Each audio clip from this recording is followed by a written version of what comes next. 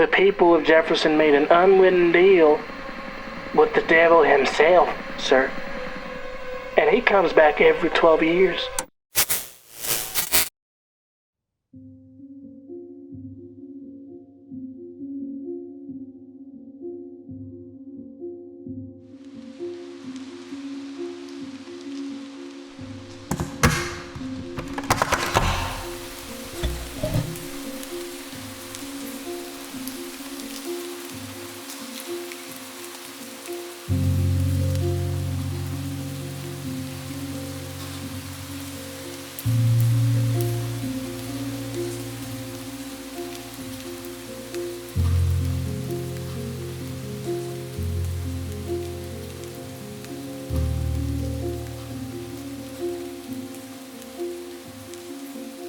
I softly clicked record on my laptop as I settled myself at the quaint old kitchen table across from my interview subject. "Could you please state your name and the date?" I said in as pleasant of a voice as I could manage for the current situation. The house we were in had been built sometime during the 1800s. While it had received its share of refurbishing over the generations, it was hardly by any stretch of the word modernized. For this interview, I had been required to obtain a battery backup for my laptop so that I wouldn't have to worry about finding the appropriate power adapter for their antiquated wiring. She leaned in towards the cheap plastic microphone I had propped up in front of her. "My name is Meriden Corse," she said in the typical voice of a woman her age, who had developed a 2-pack-a-day smoking habit back when she was a teenager. This was typical of her community. "And the date?" I responded into my own microphone. Meriden paused to glance at the kitchen calendar. It showed the picture of children playing in an old wheelbarrow amidst a field of golden flowers. In the background there was a windmill, and the whole scene was from some famous painting. She responded in her gravelly voice. Although the day was off by 1, I jotted a note on my notebook to annotate that during the editing portion for my documentary podcast. To put it politely, the entire environment of her nearly 2-century-old house was toxic.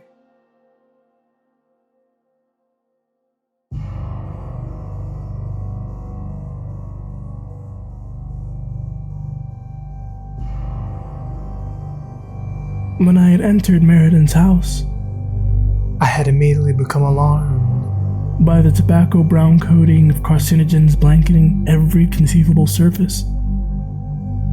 Just inhaling the air in here made me want to cough. It was as if there was a filter that sucked out the oxygen into the house, and it was only after the kitchen window had been propped open with an old wooden ruler that we had been able to set up for this interview. "Thank you kindly," I responded before dictating into the microphone.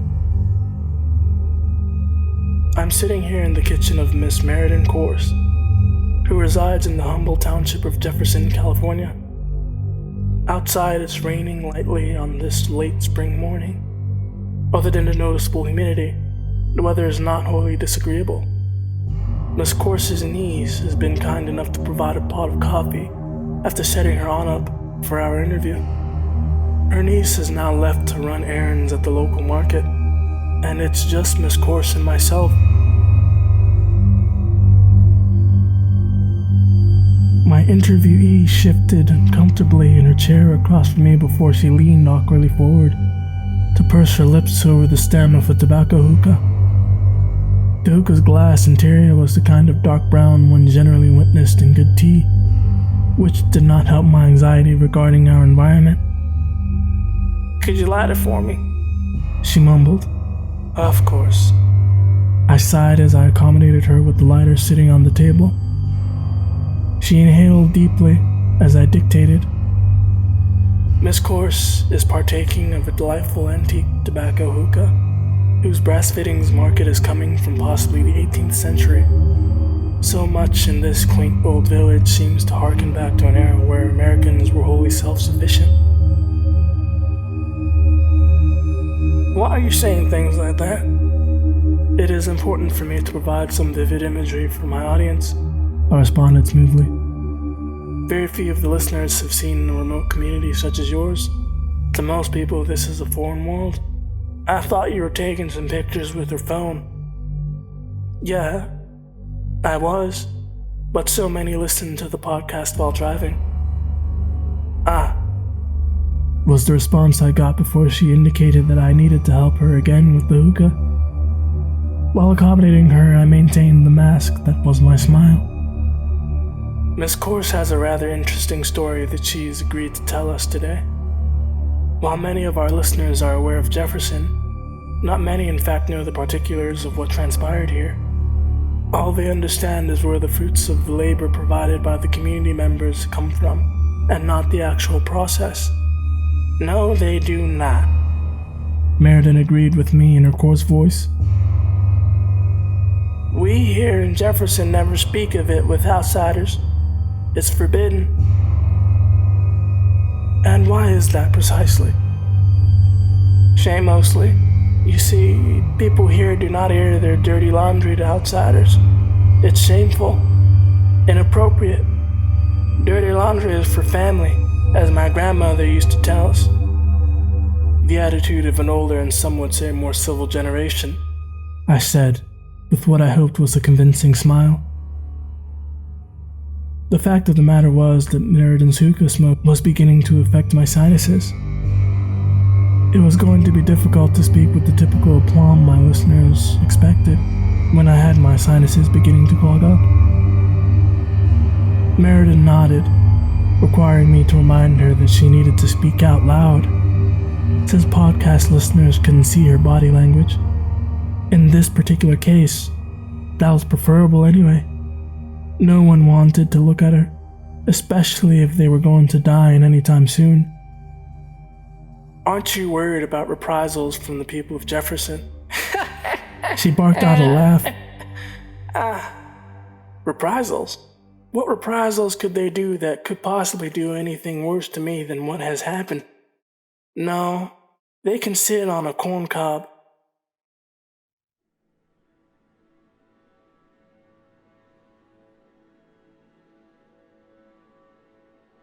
Meriden leaned forward again to attempt to purse her lips over the hookah stem.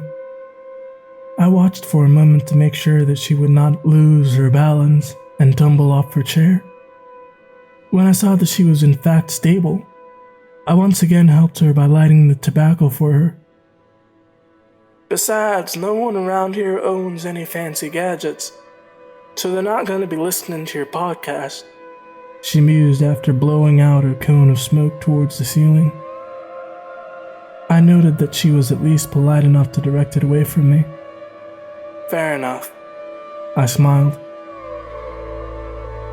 Now that we have set the scene for our interview, perhaps we could talk about the wheat.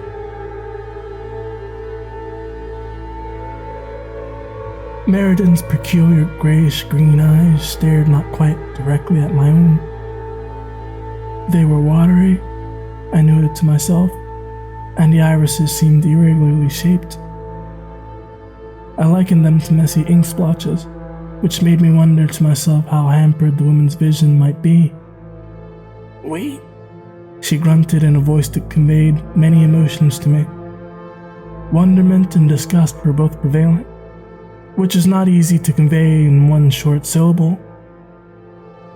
Yes, the wheat, if you would. I understand that the local variety is a somewhat complex issue. Complex?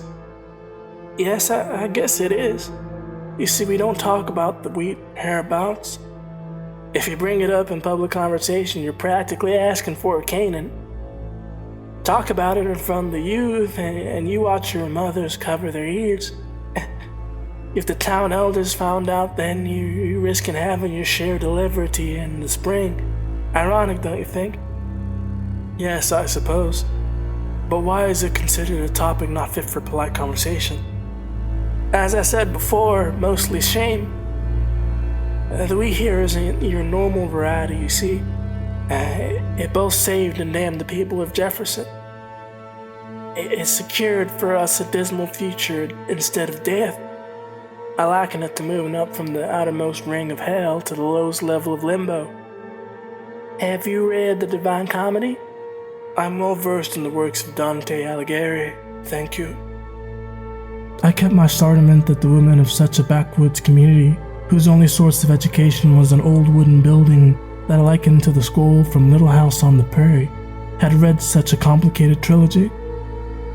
Most college-educated people have trouble getting past the Inferno, and maybe a quarter made it to as far as the third work. Back in Civil War times, the people of Jefferson had their own troubles. We lived far enough west that the war didn't particularly affect us. None of our men were called up to defend the country, and the Southerners weren't distant enough that none of them bothered to come here seeking our help. But the supply lines were disrupted, and a local blight had affected our supply of wheat. Wheat was, and I guess still is, the lifeblood of Jefferson. This is cow country here, and wheat provides everything we need. Without it, we'd starve. It got so bad that our cattle were starving, and along with them, so were we. Jefferson is located so distant from any other community that leaving was not really an option.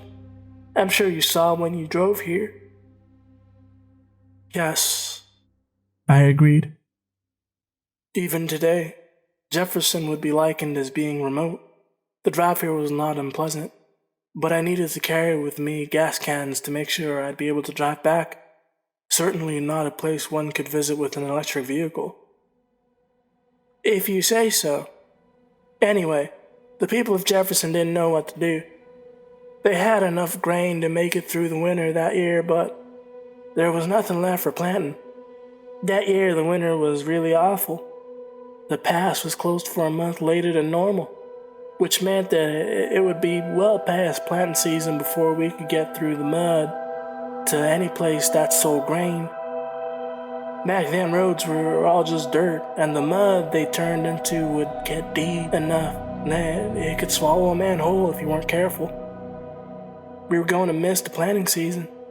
Wheat was the lifeblood of Jefferson. Without it, our cattle couldn't feed properly. The grass around here back then wasn't very good, so we needed to give them a lot of wheat, and that doesn't cover what the people needed.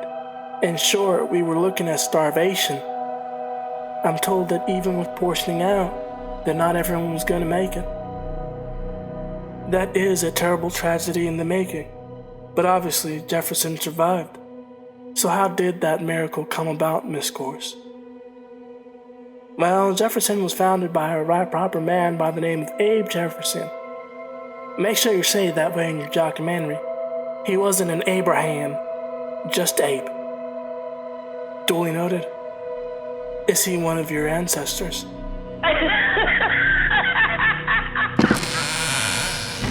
Meridian snorted, which caused her to lose her balance in her chair. I was forced to stand and grab her by the shoulder before she stumbled off her chair onto the old linoleum floor.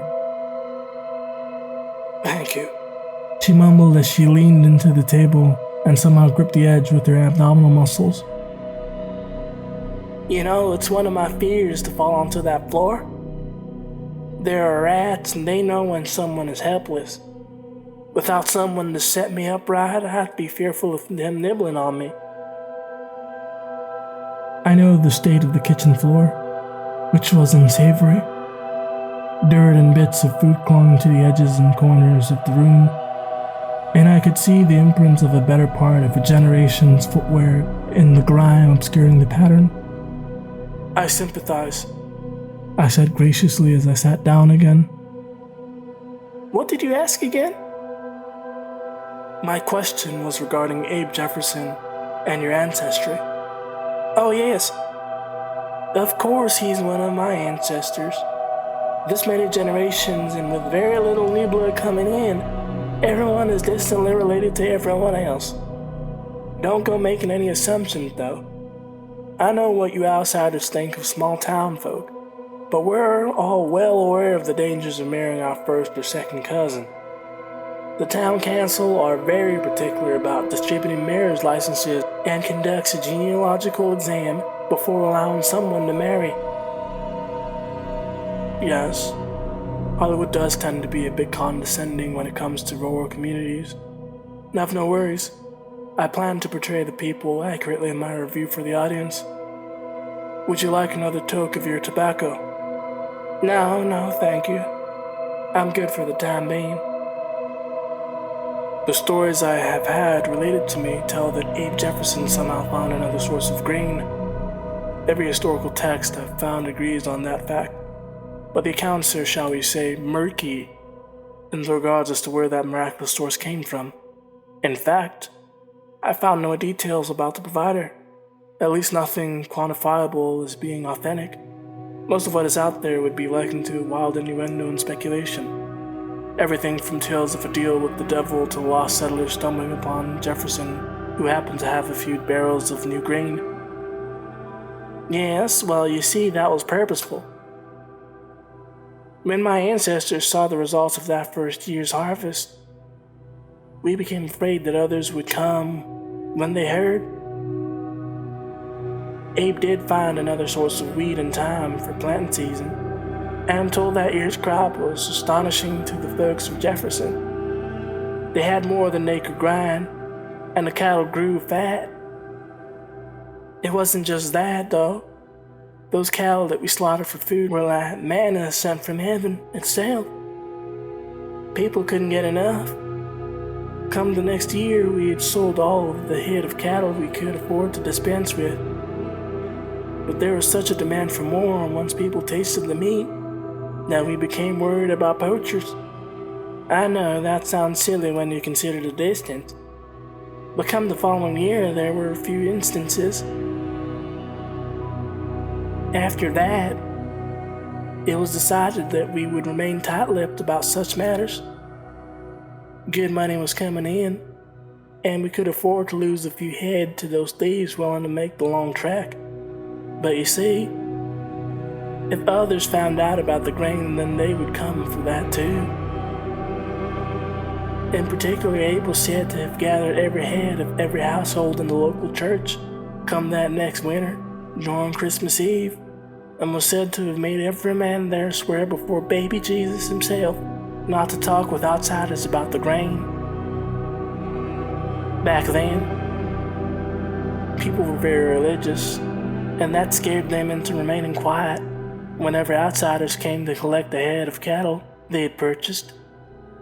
No one wanted to risk the wrath of an otherwise loving and kind God. How interesting. Did they know the source of Abe's miracle grain then? They knew the story Abe told.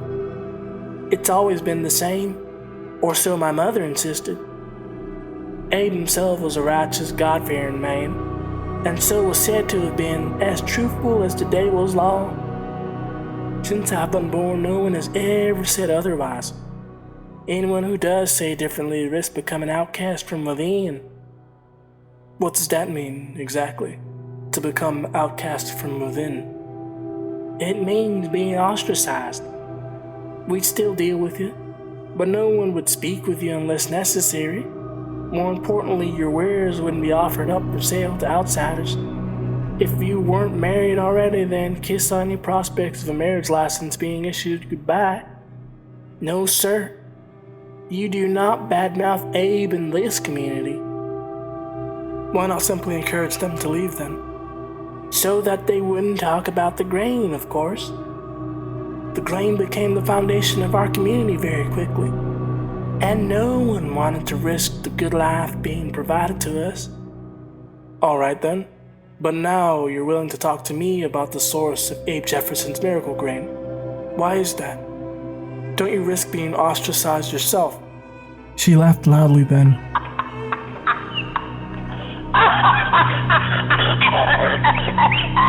It was not a pleasant sound, as her throat had become coated with the byproduct of her bad habits, causing it to quickly devolve into a sickly phlegm-filled cough.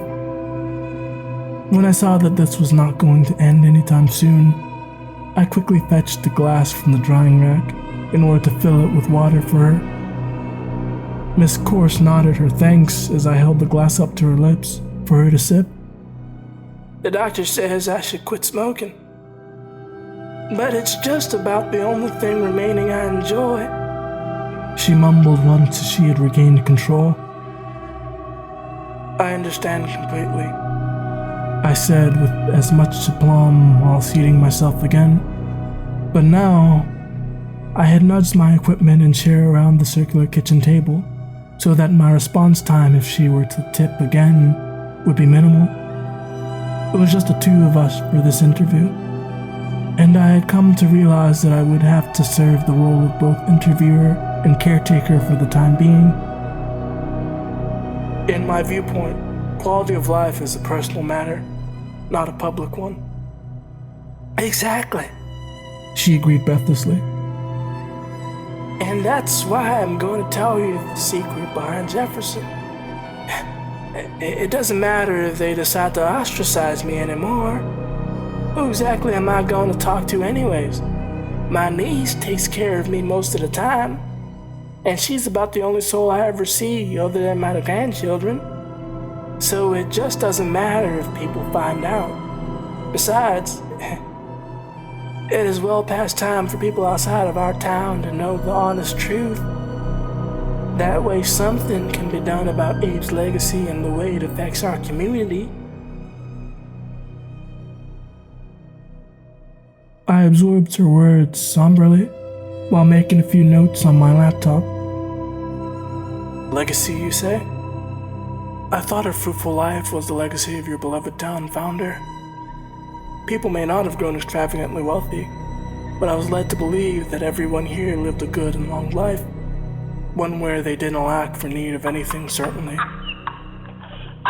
Meridian alarmed me by laughing out loud again. Only this time she managed not to put herself in a precarious situation. I was relieved, as she certainly was not capable of holding herself upright, save by that curious trick with her stomach muscles. People didn't lack for the necessities. But the price we pay to this very day isn't worth it. And what price would that be exactly? It has to do with the origin of the seed. The very core of the mysterious grain. How logical and appropriate. Do go on. I've only pieced together the truth over my life. At one point, when I could still walk, I managed to gain access to the town archives long enough to do some reading. What people said was truthful enough, but it lacked details, important details. That spring, after it became apparent what catastrophe had been inflicted upon the people of Jefferson, Abe decided to take a walk. He was fond, I'm told, of the biblical stories, especially the ones where holy men went out into the wilderness for long periods of time to speak with the Holy Father. He was gone for almost a month, but not long enough for one of those 40 days and 40 nights parables. The people here keep good and accurate records. It was 37 days before Abe returned, and with him he brought the grain. People were skeptical at first. Abe brought back that grain in a strange vessel. It was described as being about the size of a modern coffee thermos. I saw drawings of it, and it looked like nothing made in that time period. It was said to be made of a piece of smooth and polished metal, like no one had ever seen before. The mechanism for opening it involved pressing buttons that did not recess into the thing, much like keys on a modern electric device. And it was said to have made strange sounds when opened or closed. Some people were afraid when confronted with the strange container and asked Abe where he discovered it. He told people that on the first day of that month, he had been praying to God when a stranger had appeared in his campsite.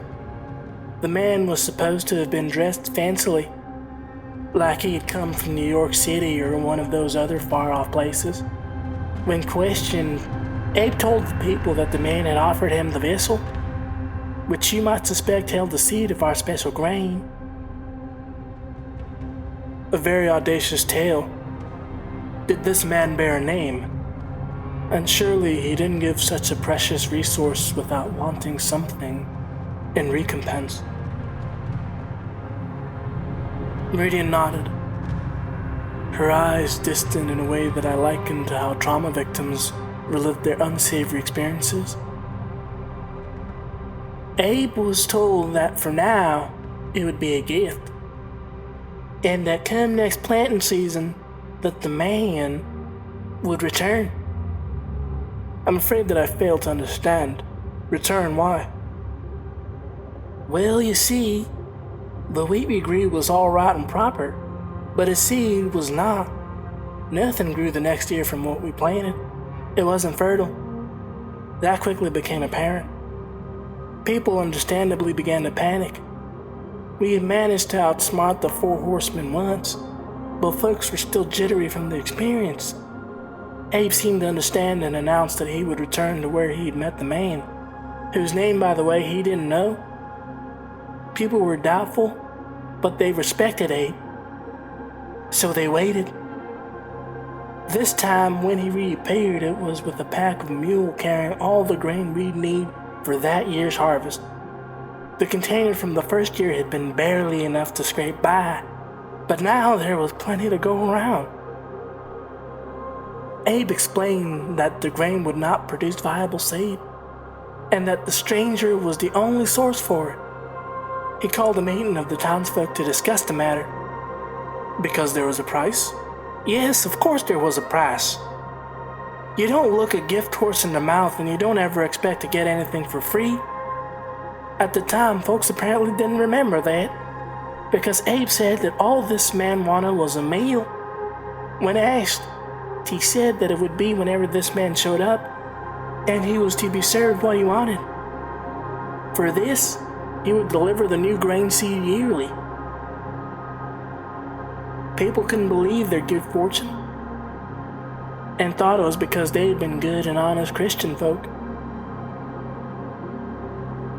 I paused at this point to sit back, while taking into account Meridian Course's condition.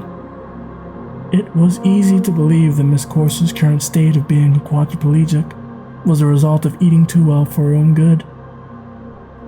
If one were to pass through the town of Jefferson, one would note an overpropensity for obesity within their fair community.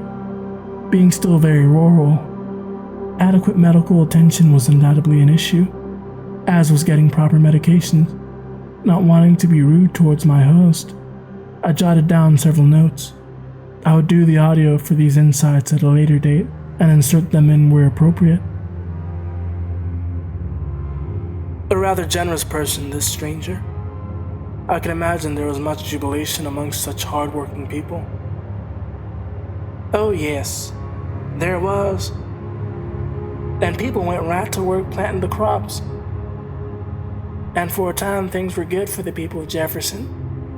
Soon people forgot about their agreement because this man did not show himself in Jefferson. In fact, it was a good 20 years before he would bring up the agreement, or so the town records say. But I have my doubts about the honesty of those records. And why is that? Well, it isn't anything specific. I have very little to do with myself since I reached this state, so I spent a good amount of time reading the town's records.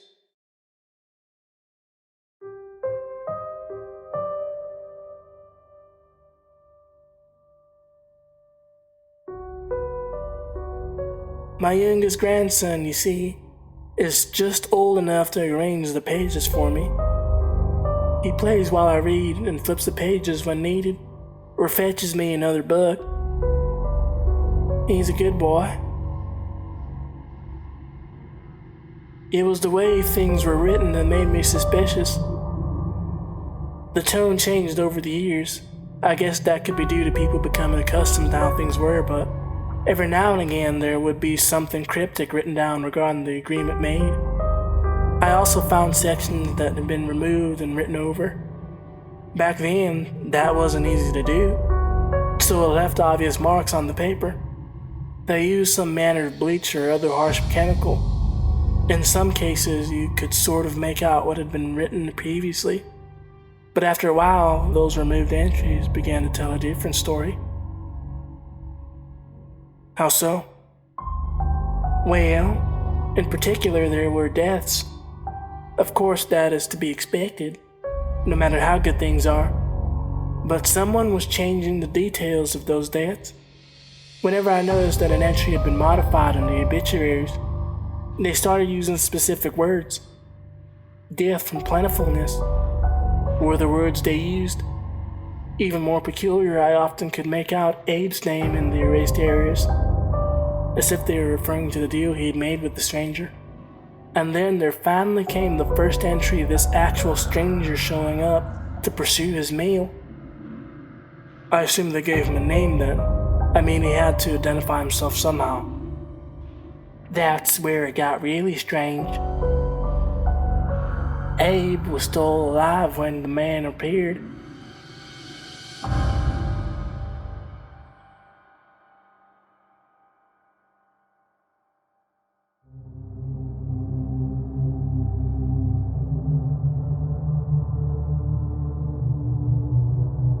Although I suspect from those strange entries that he had visited prior. He in fact returned when Abe brought the seed.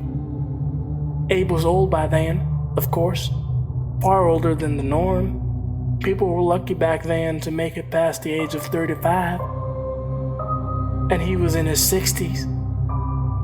But everyone in Jefferson was living longer because the food was so plentiful and good. The cattle were fat and delicious, and the townsfolk had been taken after them. Times were just good for everyone. I will add that was the first and only entry I could find mentioning this man. There was an entire page torn out of the town's history, and the death roster was likewise missing for that year. It took me a while of looking over the notes made by various people to figure it out, but it seems that there had been some sort of incident that year. Several people were no longer mentioned in the tax rolls ever again, and there was never an accounting for when they died. In particular, they never named the man specifically. They used words like benefactor instead. Perhaps those people simply moved away. Young people in particular are often stricken with some sort of wanderlust. Meridian shook her head sadly. No, those were not noted as was proper. I should mention that Abe himself disappeared from the records. The next year, his son, John Abeson, took over the duty of delivering the grain seed.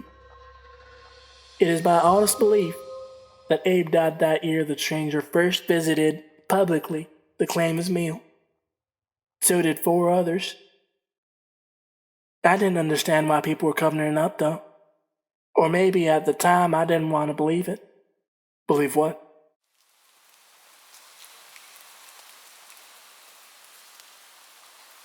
She took in a deep breath and became introspective.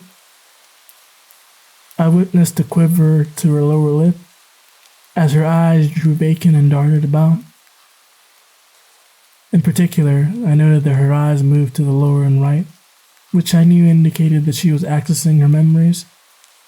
It's a telltale sign that helps a person tell if another is being honest, or at least believes they are. If the eyes had gone to the left, I would have known that Miss Corse was concocting some sort of fabrication to cover up the truth. Although, it could also indicate that she might be trying to come up with a different way to present the facts. I never saw another notation indicating the stranger's return directly, but I did find signs that he came back to visit. It took a while, but the pattern was there, if you knew where to look. I of course noticed that she had evaded answering my last question. The pattern, you say? Yes, sir. Every 12 years thereafter, there would be 5 mysterious deaths. They happened at the same time of year every time. And they were all what were otherwise believed to be people in the best years of their lives. They would always have the same notation. Death from plentifulness, or sometimes death by plentifulness. Odd, but surely it can't be the same person. After all of this time, he would be well past a century and a half in age by now, which is impossible. Maybe it's his ears. I can't be certain, but I am convinced that every 12 years someone has been visiting Jefferson to be delivered their meal without fail. And two strange notations for the cause of death. What do you believe those indicate? Meridian leaned in at this point, using that trick with her muscle to grip the table's edge. I'm 65 years old, sir. I've been around for several of these visitations. Although I never saw or heard of the man directly, the first time was when I was 5 years of age. My grandfather died that year. My grandmother told me that his heart had given out while working the fields, but his funeral casket had been closed when we laid him to rest. So were the 4 other individuals who died that spring. At the time, I was too young to be suspicious, but I was of course grieving for my beloved grandfather. He was a good and generous man who was beloved by everyone. But when I looked up my grandfather's death record, it was listed like the others. Death from plentifulness. If I'm doing my math properly, from what you say, you then would have been here for 4 other visitations. I assume there were 5 deaths every spring of those years. Yes, She sighed. I looked them all up. Death from plentifulness was what their record said, which it turns out wasn't what people were told. I remember Donald Robertson's death in particular. They explained his casket being closed due to a thresher accident. My friend Mary supposedly got trampled by cattle during the next cycle. All told, over 24 of my friends and family had been taken by this man since I've been alive. This year would be another in the cycle, would it not? Yes, sir, it is. And I know he's here again. The grain seed was brought in by Abe's great-great-great-grandson just yesterday. I've had my kin keeping their eyes open for any strangers visiting, but it's not that easy to do. We don't have much traffic here, but people do drive to and from Jefferson nowadays. There's postal workers, vendors, a few who make a long drive for their jobs away from the town, and of course the UPS, bringing people their packages from Amazon. It's not an easy task to see one new face in particular when people are always coming and going, even if most of them are in fact known. My eyes were narrowed now, and I was feeling more than a little disgruntled. This interview was troubling me considerably, to say the least. I was going to have to get rather inventive with the editing. Meridian Course's wild tale was not appropriate for my audience. I tapped off the recording app on the laptop, although I was certain that Meridian remained unaware. Surely you have some sort of theory as to what's been going on for all these decades. I'd like to hear that theory, Miss Corse. She looked up into my eyes then. It was perhaps the first time she had met my gaze fully since my arrival. That irregularity in her eyes seemed to have vanished and now appeared blue to me. A trick of the lighting earlier, perhaps. Blue eyes have always struck me throughout my long life as being the most capable of expression. Something about the color allowed the speaker to convey emotions better, or at least, that's the way it has always worked for me. I suppose there might be prejudice there that affects my decision-making. It certainly was with this woman. I think they get eaten, she whispered. I see, I responded after a long pause. I was not at all pleased by this development. I had been correct to suspect that matters were not going according to script. A rather ghoulish theory. Have you shared this concern with others? I tried, oh good God, I have tried, mister. My niece won't hear of it. I've spoken to her at great lengths with what I'm convinced is fact. The people of Jefferson made an unwitting deal with the devil himself, sir. And he comes back every 12 years. He waited at first until we were hooked, like those drug dealers I read about. Got the people of Jefferson good and fat. Let the meat get good and juicy as we get fattened up by his grain.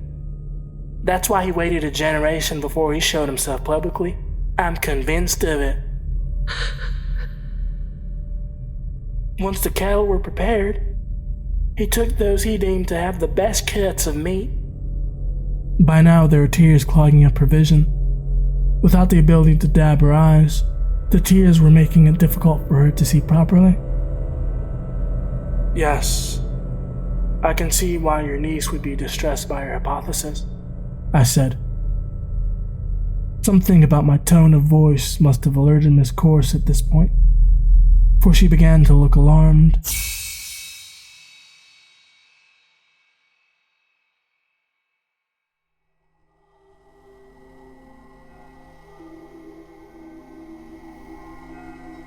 I suppose it might have triggered a long dormant memory, even though Meridian had not known it when I arrived to conduct my interview. She and I had in fact stood shoulder to shoulder before on several funerary occasions. I purposefully reached across the table and grabbed her head with one hand. I made certain to cover the woman's mouth with my palm so that no one who happened to be nearby might hear her scream.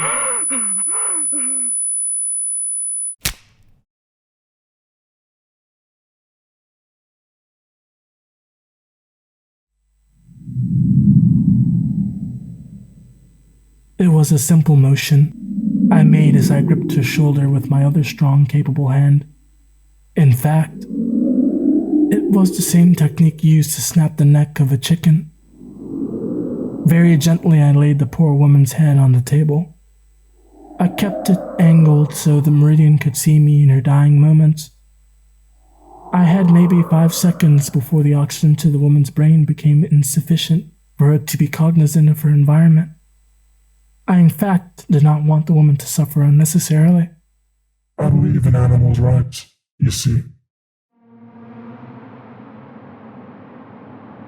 Just because our nutritional needs require us to eat other beings doesn't mean they need to suffer. That's why I believe in the free-range method when it comes to animal agriculture. I must thank you for the interview, Miss Corse. I'll wait until your niece returns, of course, before I see myself out. We need to have a word, you see.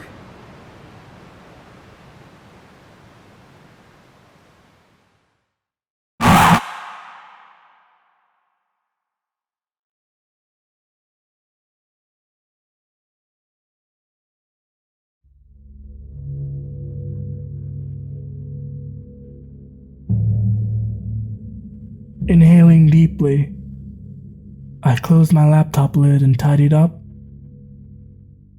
I would need to talk with the town council soon about how I wished my meal prepared. A pity, though. I preferred a well-roasted leg above all else.